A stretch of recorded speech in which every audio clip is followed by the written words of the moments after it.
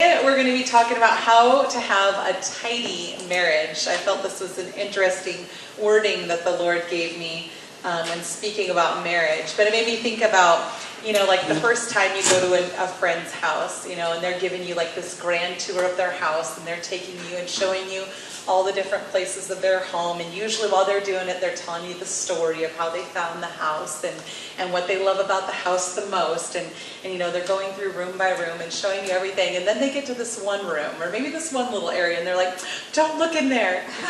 Don't look in there. It's a mess. It's chaos.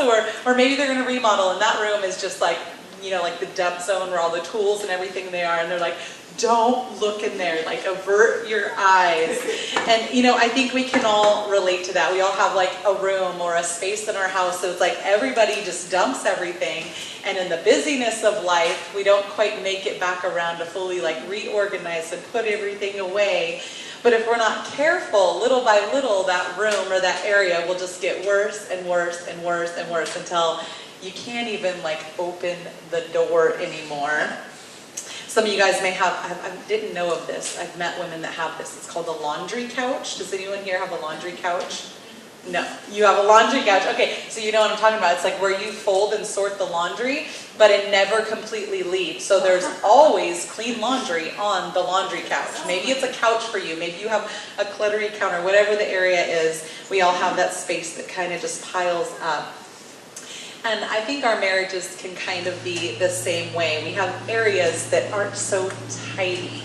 They may be a little unruly or messy, areas that we struggle with, but we just kind of keep tucking that away and kind of hiding it because we'd be a little embarrassed if people only knew about that dysfunction or the garbage and dirt that we just keep kind of hiding away. And a lot of times they don't seem like big issues at first, these little things, but when they keep adding up and adding up and adding up, it can become a mountain. So I felt like the Lord wanted us to talk about how to keep a tidy marriage, kind of like how we keep a tidy house. And one of the first areas I felt like we were supposed to talk about is our communication.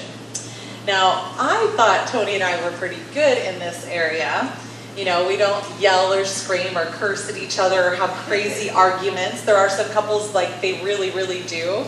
We don't really struggle with that, but we still struggle with communication. And this came to my realization when we were having some interesting communication issues in front of my brother, because now my brother lives with us. And how it kind of like shifts your perspective when you realize someone else is listening to the entire conversation, and then you're like, Oh, we are not as good at this as I thought we were. We were getting ready to go on a fishing trip really, really early in the morning.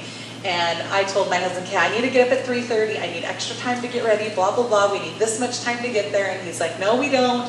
It doesn't take that long to get there. We don't need to get up that early. And I'm like, you don't have to, but I'm getting up this early because I get anxiety if I don't have extra time because I think I'm forgetting everything in the world whenever I go on any trip. Anyways, so we had some conversations a couple different times, and it was not going so swimmingly. We were not seeing eye to eye. And I thought I was being submissive and trying to be like, okay, well, when do you want to leave by, blah, blah, blah.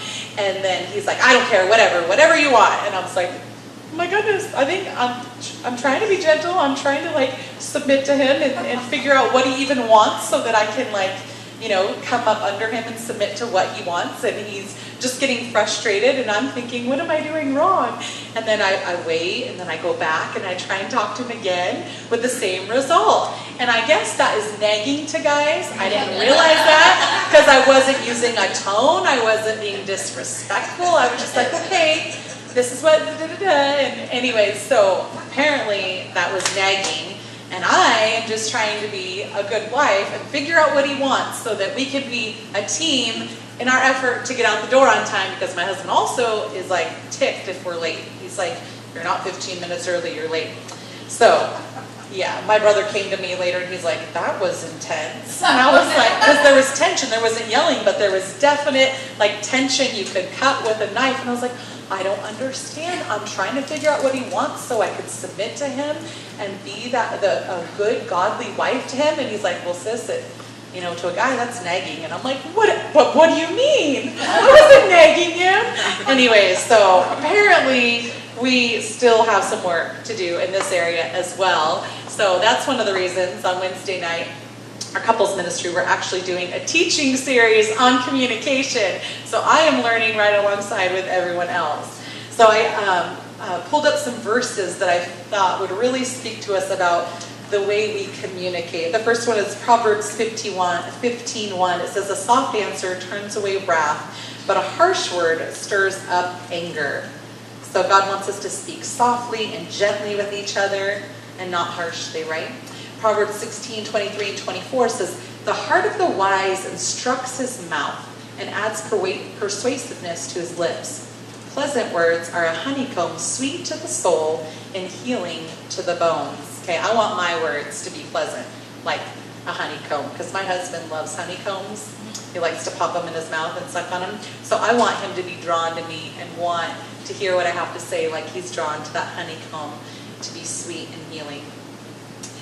Luke 6:31 says, do to others as you would have them do to you. And I was just thinking about this, like, how do we want our spouse to communicate to us?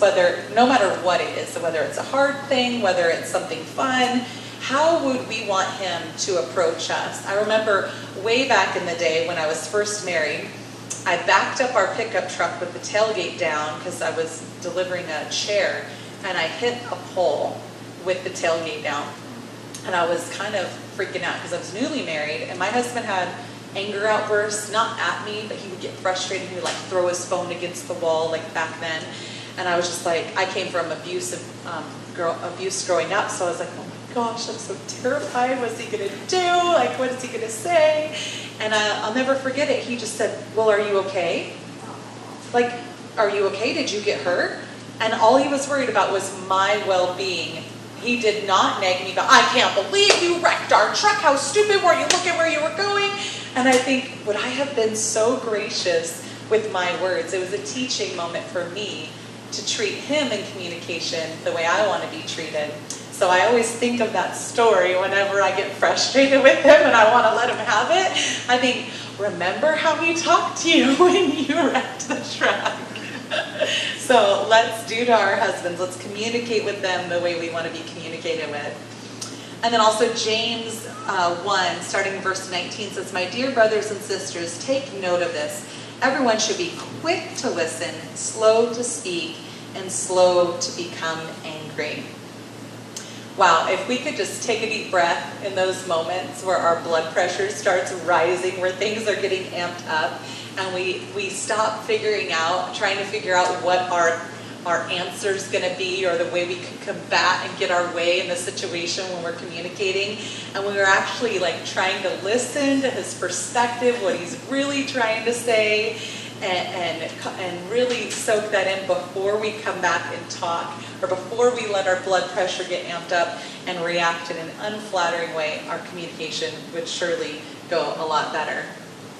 Also, Ephesians 5:33, this isn't in the PowerPoint, but I felt like the Lord wanted me to add this. It says, each one of you also must love his wife as he loves himself, and the wife must respect her husband. So in our communication, this is key, that our husband is being loving and gentle, because that's what we need as women, right? We need to feel loved and adored and cherished. But men, they need to feel respected. So how can we apply this to our communication, right? Because if he starts treating us unlovingly, then we're going to be disrespectful, and then the battle is on, right? And the enemy is just laughing, going, hee hee hee, I'm winning.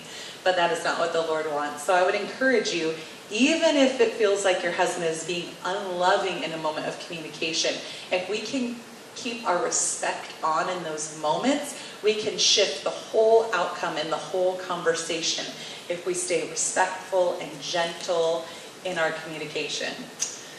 All right, I do want to encourage us also to create communication create moments for communication. Our communication shouldn't always be about the hard things, about challenges in the relationship, or what's going on with the kids, or, oh, and he did this at school, and the principal called, or, oh, our finances, and oh, this isn't looking so, it shouldn't just be about challenges or strategy, or, hey, you're picking up this and that. We don't want our husband to dread talking to us, that everything is going to be hard or something challenging that we're talking about. So try and create moments of communication that are fun and interesting and lively, not just about business or challenges in our life. I do want to remind us all of that acronym of HALT, though. We never want to try and have serious communication with our husband when he's hungry, angry, lonely, or tired. This is not going to set you up for success. It will not go well in the end. And I do want to say, communication for guys happens best when it's shoulder to shoulder, not face to face. For women, we want to see each other, and we're going to empathize, and we're looking for all the cues of your feelings in your face and your body language, and we want to be like in the story with you, and we want every single juicy detail that you have about the story. Guys, they want cliff notes. They get overwhelmed by emotion. They don't want all that. They're just like, hey buddy, what's up? Oh yeah. They just very, very like cliff notes of the story, right? So we can bless our husbands in trying to cliff note our stories when we speak with them.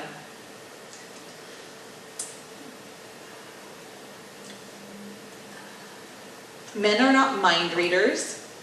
We expect them to be because of women. Like I said, we do the whole look at you, empathize, kind of foresee what you're going to say next. Guys, they don't read our minds. So we have to just straight out say what it is we're thinking, what it is we're feeling, what it is we're needing in those moments. Or guys, they will not get it. It just goes right over their head. One thing we can do too is ask clarifying questions when we're having a conversation with our husband, because again, we read between the lines and we add things that are not there, and it gets us in trouble. When we're like, see, he doesn't even love us because he did this and he said that, and he's like, whoa, whoa, whoa, what do you mean? What's going on? I did not say that. That is not what I communicated. So guys want their words to be taken for just their words and not us to add all the little things that we think we need to fill in because we want all the juicy details. Don't read in between the lines.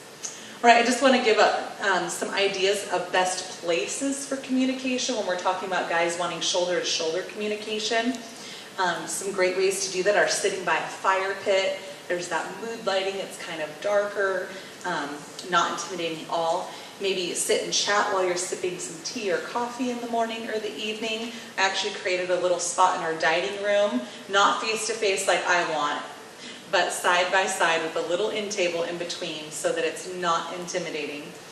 Car rides, some of the best conversations happen in car rides. Go for a walk with your spouse, again, side by side. You can go do something fun like canoeing, kayaking, paddleboarding. When you're having fun and adventure, it's a great time for communication. Also, just while laying in bed sometimes, my husband, it depends on the day, because if he's tired, he's just going to conk out, and it's not going to be a good moment for deep communication, but sometimes that does work. My new favorite thing, which he loves too, is we have a double-person jacuzzi tub.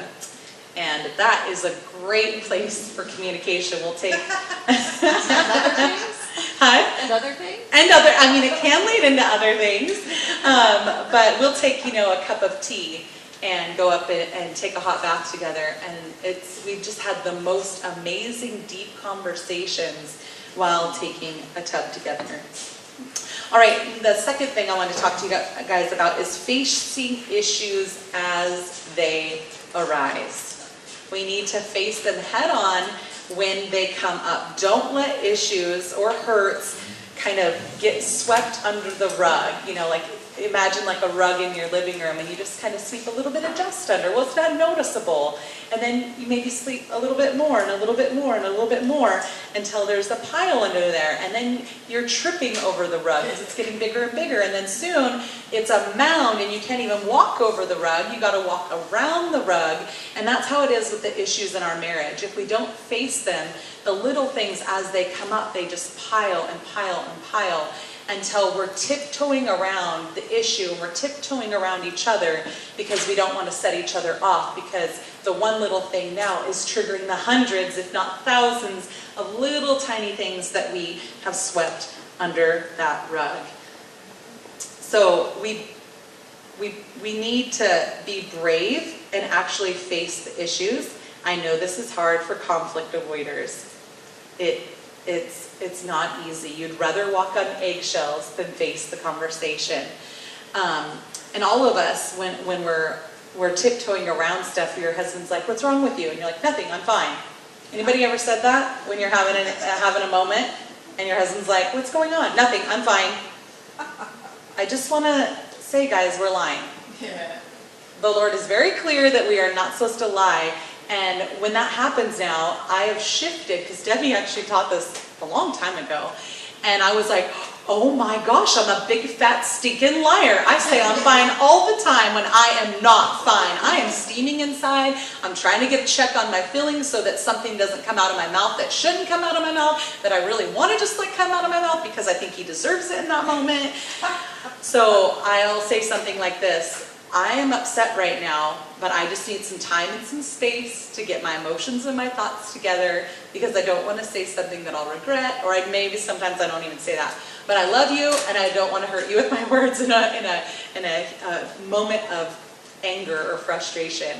So we can find ways to be honest with our communication. I mean, we don't want them to be running from the hills, but we can really just say, I'm not okay right now. And sometimes it has to do with the way they treat you. Sometimes it's like, honey, that triggered something in my past that I'm hurt from in my childhood. It has nothing to do with you. I'm not okay, but I'm just processing it with the Lord, and I'll love to talk to you about it later. But we got to stop lying and saying, I'm fine. Ephesians 4:25-27 says, therefore each of you must put off falsehood and speak truthfully to your neighbor, for we are all members of one body. In your anger do not sin, and do not let the sun go down while you are still angry, and do not give the devil a foothold. And again, this is where we have to stop lying, for instance, and quit saying I'm fine, but also where we have to have the courage to face the issues as they happen. Do you see that? Don't let the sun go down on your anger. Like every day, if we have something that's going on, hopefully it's not every day, but I'm saying when those things happen, we need to address them in the moment, face them as they arise, and be honest. Because again, we don't want that mound of hurts to start collecting and piling up in our marriage. We want to have a tidy marriage and deal with the things as they happen. So be open and honest while remaining respectful and gracious with your words. Be careful about your body language and your tone when you communicate with your husband. But it sounds like if this is an issue for you, that it's time to actually sit down and have a really honest conversation. Like I said, while remaining respectful and gracious. It could sound something like this: I know you wouldn't mean to hurt me intentionally, but I caught you looking at pornography again, and that does just break my heart so much. I know this is a struggle for a lot of guys, but I'm here for you. Let's figure out how to face this together. So you can overcome this. Are you willing to do whatever it takes to stop looking at pornography? Like, we're just going to be clear and direct and talk about what it is that's really bothering us. Or you could say something like, you are a good man and I love you, but lately you've been speaking really harshly to me and the kids. Can you help me understand what's going on, why your communication has changed, why you're talking this way to us? We have to gently, lovingly address these issues one by one as they come up. All right, number 3, intimacy. Now a lot of you are going, oh great, you're going to talk about sex again, Sarah.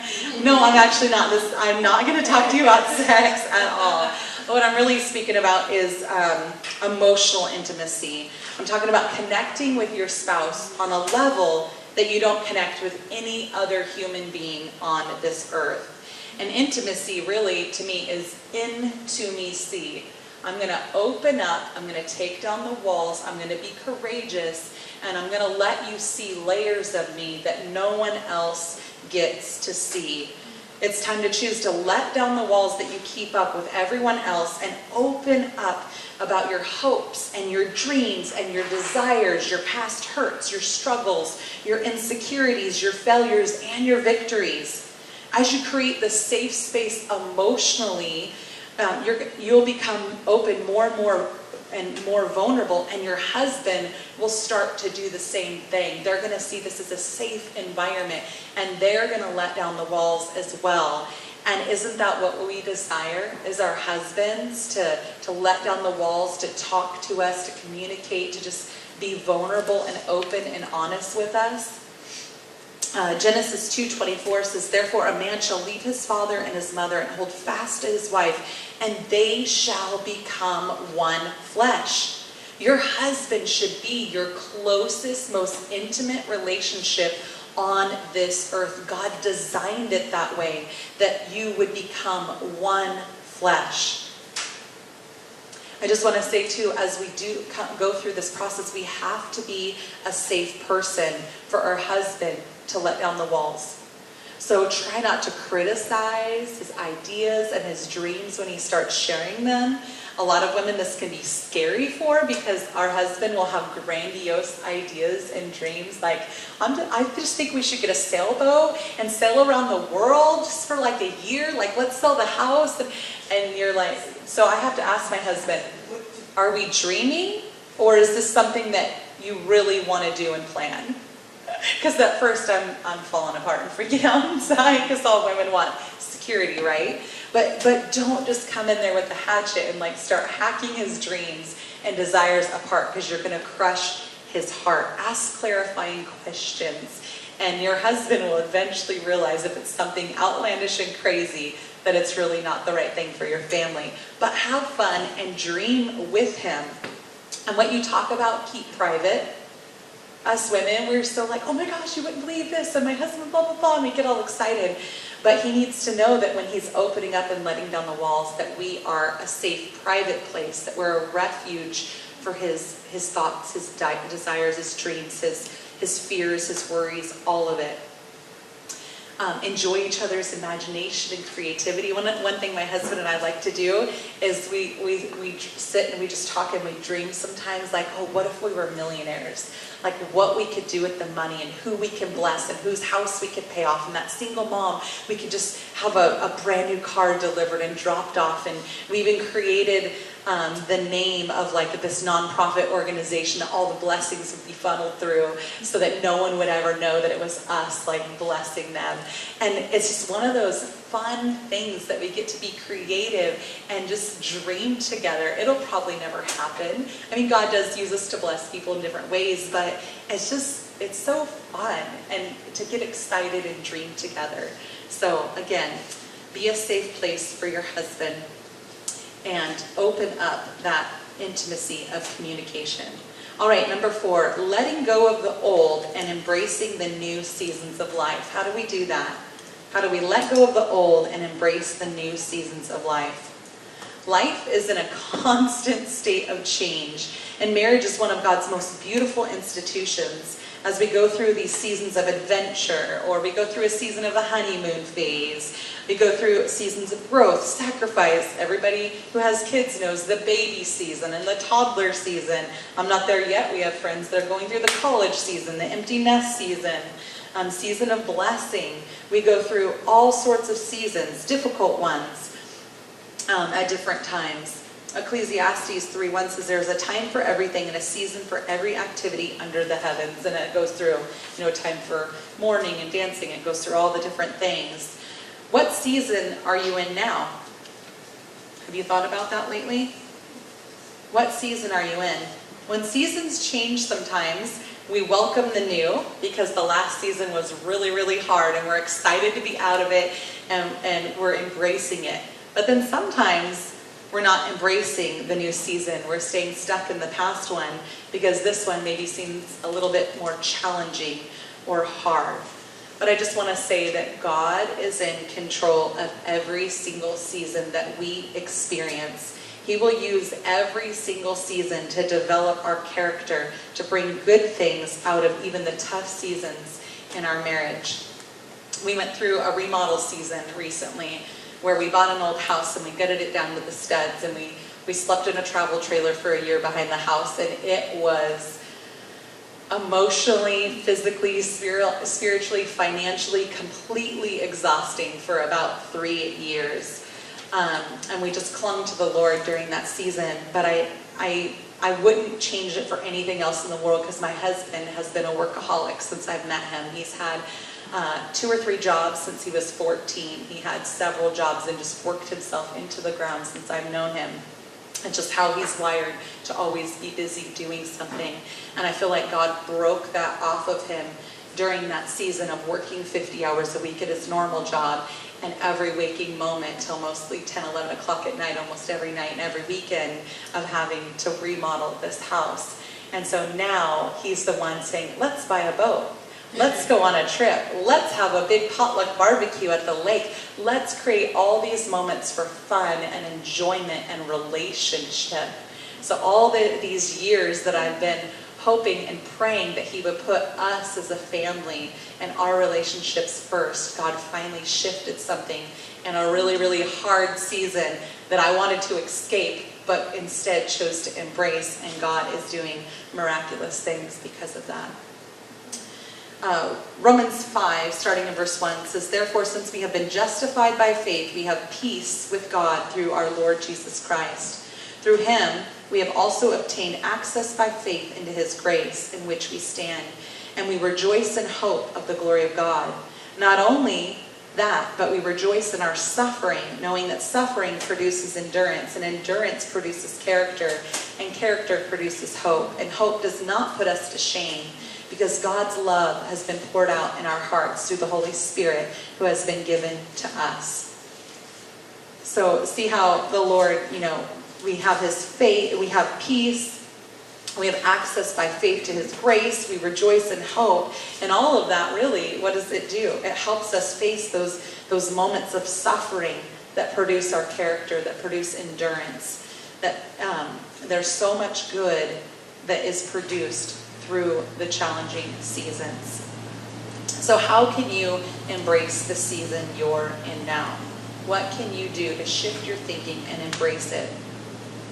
I heard this story of a mom. She was a pastor's wife. He had been in the business field before he became a pastor, and he owned his own mechanic shop, and things weren't going well, and their business was going under. And he was trying to pay off every single debt that he owed, and they were financially struggling and drowning. And one day he came home early, and his wife wasn't expecting him. And this is the picture that happened when he came home. He came home to a complete blackout. No power was on at all in his home. And as he walked into the living room, there was a giant tent set up in the living room. What his wife had been doing is shutting down the main power breaker to the house during the day and camping with the kids and making this fun adventure for them. The kids had no idea that they were in financial, desperate financial situation. She shifted her perspective and found a way to make it fun for her kids without burdening her husband. He had no idea what was going on. And that was how she was helping save money for the family, was by shutting off the power to the house every single day. She was embracing the season that she was in. Our situation can remain the same, but a shift in our perspective about the situation can change the whole dynamic. Instead of looking at the things we lost from the last season, how can you look at embracing the new one? Yes, that season is over, but what is God doing now? How can you partner with him and his plan in what he's doing in the current season? How can you learn and grow in the current season you're in? These are all the questions I encourage you to sit with the Lord and ponder this week, especially if you're going through a challenging season, whether it's with your husband, your kid, finances, and go, how can I embrace this new season instead of letting it feel like it's dragging me down? Number 5, be willing to face your own flaws. Most of the time, what causes issues and distance in relationships is not a marriage problem. It's actually a personal problem. It's your personal problem or your spouse's personal problem, or both, Because honestly, we both come into the marriage bringing baggage of our own past hurts, mistakes, wounds, even the way we were raised. We all are raised in good ways and dysfunctional ways, and we bring that all in to the marriage. Even if it seems like everything that's going wrong in your marriage is his fault, it takes a mature woman to be willing to pause and ponder if she is knowingly or unknowingly causing harm to the relationship. I think we have a lot of really spiritually mature women here that can have that perspective on their relationship and realize that it's not just our spouse. Sometimes it might take an outsider to open our eyes and realize. So this is where it comes in, where we want to sit down with a wise counselor, like a spiritual mentor, and talk about the situation, or maybe a professional counselor, where we actually say, hey, this is what's going on.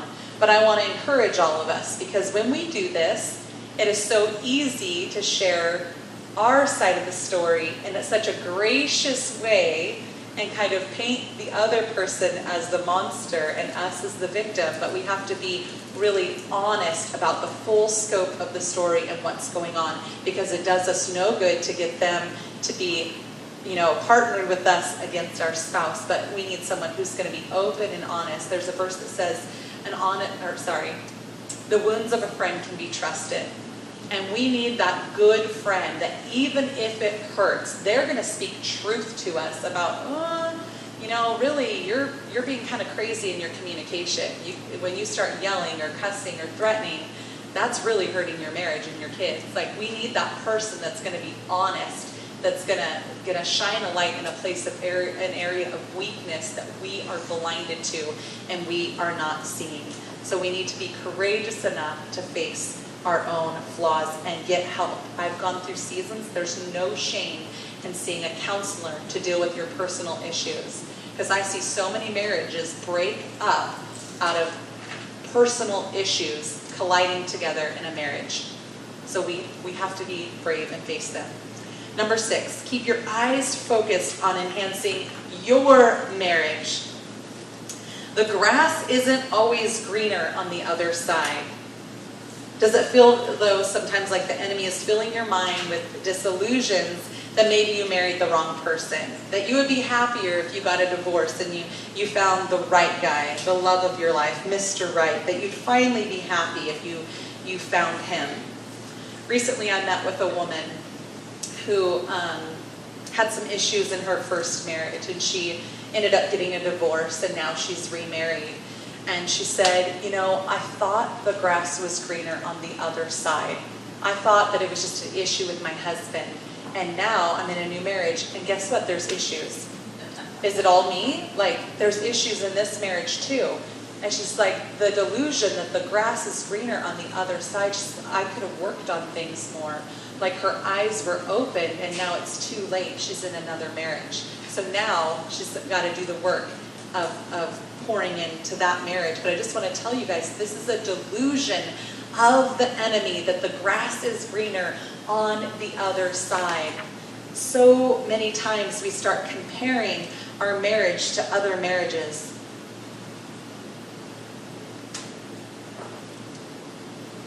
I felt like the Lord wanted me to tell you this. Stop comparing what you see happening in other marriages in public to what you experience of yours in private. Stop it. Everyone portrays their best self in public and on social media. They are most likely not trying to be deceptive. It's just the way we are. We want everyone to see the best version of us. You really don't see what's going on behind closed doors in those relationships. And it's easy to think that whoever they are, the pastor or a good friend or a neighbor, that they have this perfect fairy tale marriage, but they just don't exist. So instead of comparing your marriage to others, shift your focus on how you can enhance your own marriage. Let's choose to pour into our marriages so that it flourishes so much that other people are shocked at the difference that they see in our marriage. Because all that junk that we swept under the rug, after a while, it starts to stink and get rotten and disgusting, right? As we hide it away. But guess what? Those very things that we swept away, when we submit them to God and we face those things and we start bringing in tools to enhance our marriage, that very thing can be the fertilizer that's put into our marriage that actually causes the most growth and change and freedom and victory. Because I'll tell you what, I look back at my marriage and there's so many times I wanted to quit and give up in the past. There's been so many hard times and challenging seasons when my husband was addicted to porn, all the things that we've gone through when there was a tragedy with my son and my husband almost walked away from his faith. Like there's been so many hard things.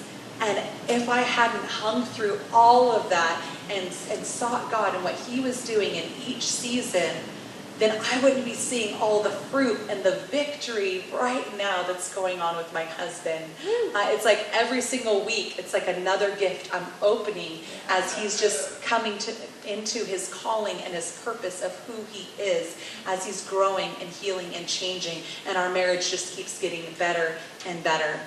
So some little ideas of ways that you can enhance your marriage. Plan fun activities together. Have fun. When is the last time you did something together just to have fun? With no agenda, but just like we're going to go out and do this thing and laugh and have fun. You can plan a weekend away together. I would recommend 1 weekend a year of just you and your spouse, no kids. Create those moments for bonding and deep intimacy without, all the parental responsibilities of taking kids. Let loose and just spend quality time together. If you can afford it, 1 week, like every 5 years, just a trip, just the two of you. You'll create so many fun memories that will bond you together. You can also do a project together around the house. Working together, achieving something is super bonding. Not you, no? That's not going to happen for you? I'm like, God, okay, we did enough projects for eternity. I will if you call me to, but I'm kind of okay not ever doing a project again. But all the projects have really bonded us together. Go on dates. We should never stop dating. We should never stop courting. As we go through our marriage. Flirt with your husband, like when you were dating. I'll tell you what, Tony will forever be my hot boyfriend. He is. He's my hot boyfriend. I'll tell my son, I'm going on a date with my boyfriend. He's like, yeah, have fun with Dad. Or he'll jokingly be like, hey Dad, have you met Mom's boyfriend? That's not always funny, especially if other people are around and they don't realize what's really going on. Do you think of your spouse as the same way? Is he your hot flame? Is he your hot boyfriend? Is he the one that you're looking forward to and desiring to sneak away with a moment? When's the last time you snuck in the walk-in closet or the pantry for a hot, passionate kiss? It's just something to think about. Go on walks together. Create times of laughter. Watch comedies. Just be silly and goofy and have fun together. I'll leave you with this verse. Proverbs 14:1 says, the wise woman builds her house, but with her own hands the foolish one tears it down. So let's be wise women who are investing in our marriages, of building them up, of keeping them tidy and neat and clean, so that we don't have this devastating blow-ups in our marriages. All right? Okay.